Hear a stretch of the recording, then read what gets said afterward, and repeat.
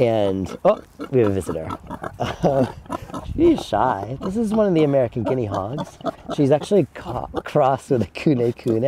Hi, can we talk?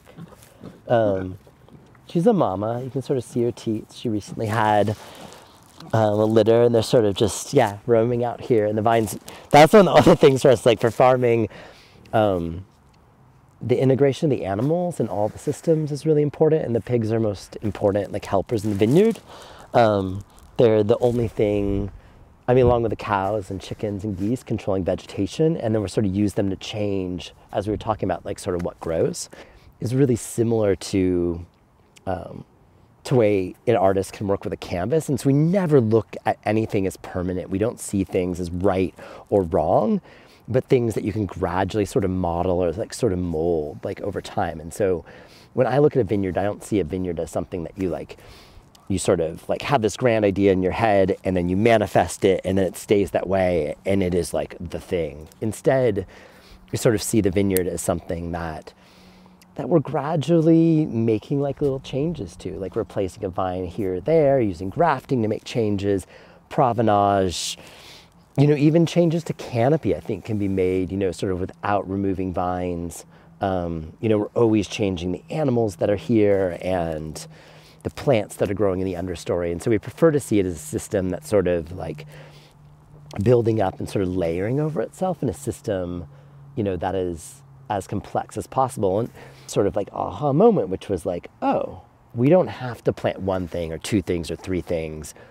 We can plant hundreds of things. And the way to do that was by utilizing field blends. We had all these animals in the vineyard, all these different kinds of plants growing. And then why would we limit ourselves just to single grape varieties sort of grown neatly in rows when we could have hundreds of grape varieties that could ripen together in these sort of symbiotic ways. But the other part was we were just wild, like crazy excited to like actually be able to see and work with all these grapes that, to be able to walk on a field at harvest and see, so many different colors and leaf shapes and flavors. And it was hard not to imagine that complexity wouldn't find itself into the resultant wine. Like what was our ideal vineyard and why not have that? You can sort of still see the remnants of it.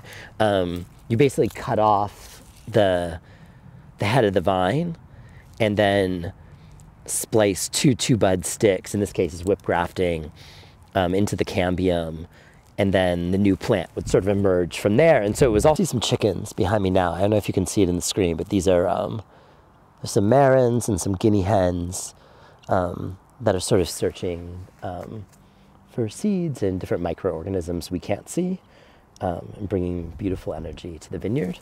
Every single different variety it's taking information from the site, from climate and culture, soil bacteria,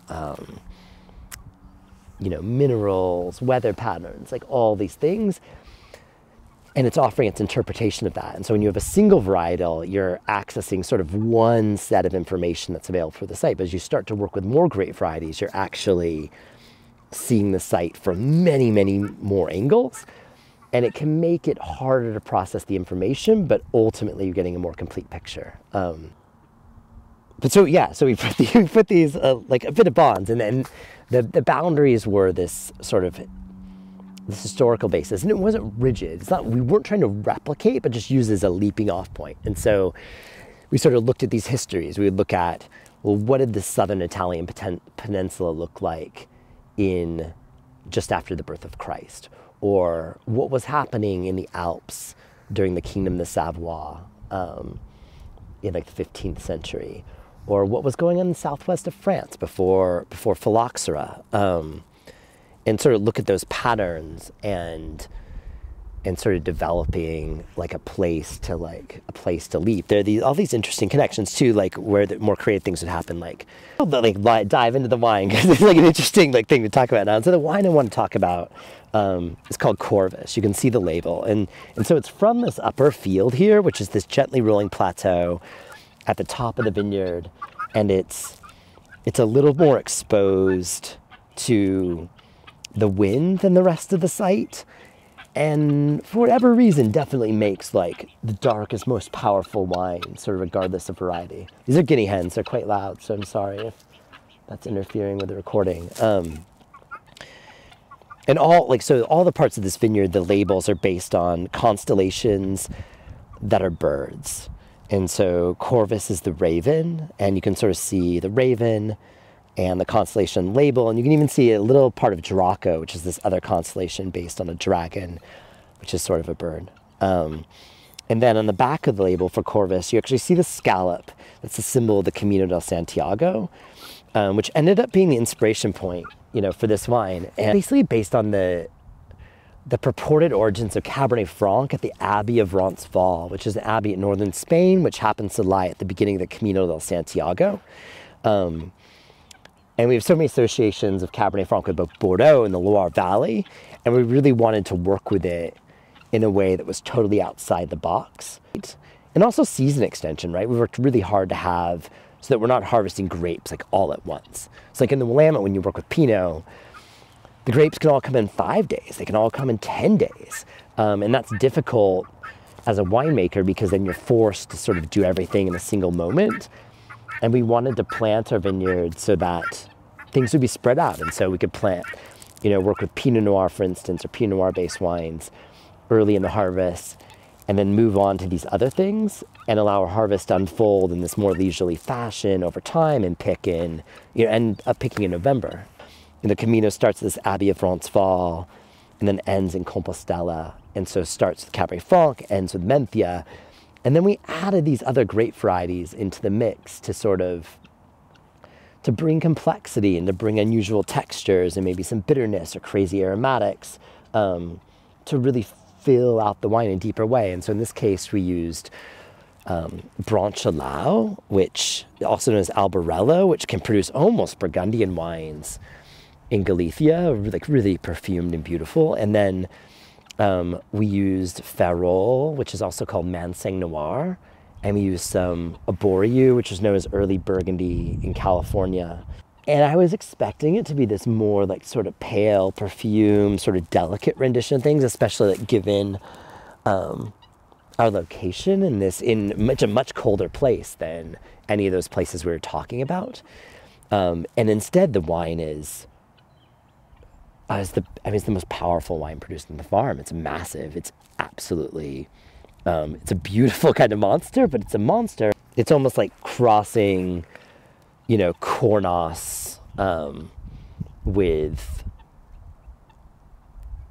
just like Vieux Chateau Certan, like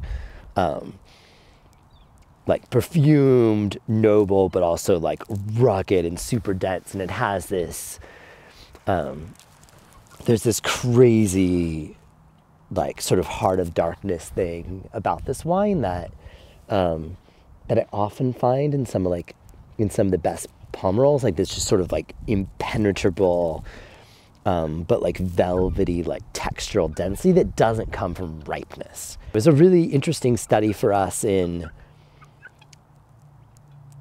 I guess the sort of uncertainty, but then opportunity that the field blends like represent. And so when you put these grapes together in this sort of randomized pattern in the field, they create flavors and textures and sensations that have never existed before.